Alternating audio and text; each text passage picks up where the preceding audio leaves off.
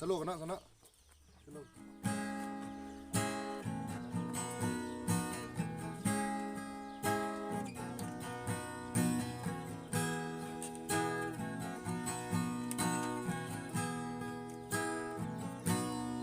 ได้ฟังเสียงเพลงเมื่อวานของบ่าวบ้านไกลแม่นแท้บ่ว่าอายหลงไหล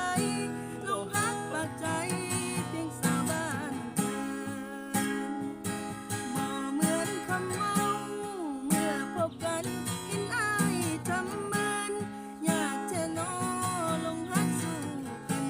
ผู้สาวบ้านเกินลงลมล่อลวง บ่าวบ้านเดียวกันมาเย้ยยันจนน้องอับอายว่ามัวเมาฮักบ่าวบ้านไกลบ่สนใจคนคอยเฝ้า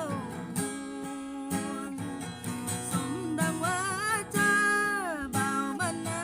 เขาฝากมาทวงสาวบ้านเกินก็เป็นบ้าพวงย้อนเจอคำลวงของบ่าวบ้านไกล น้องยังคอยอายอยู่ทุกวันบอกเคยลงลืมคำมั่นยาแต่อายนั้นละตีเปลี่ยนใจข้าดองบอกแพงให้อายมาขอแต่งไว้หากยันน้องเป็นของคนใหม่ที่ตัดสินใจเฝ้ามาสู่ขอ ถ้าอยากเป็นเคยใจบ้านกันในแดนบอกเกลือนัดพบกันที่บุญส่วนเรือสานอายเมื่อน้องจะเฝ้ารอเตรียมจิตเตรียมใจบอกผู้ใหญ่ของอายมาขอ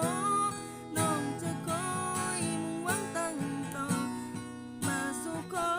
เป็นเคยบ้านเกิน บ่ได้เอาไปแล้วจะได้เอาใหม่เลย นั่นแหละ แล้วมันคนบ้านเกินเราบ่ได้ว่าบ่ได้ละคุณเรื่องว่า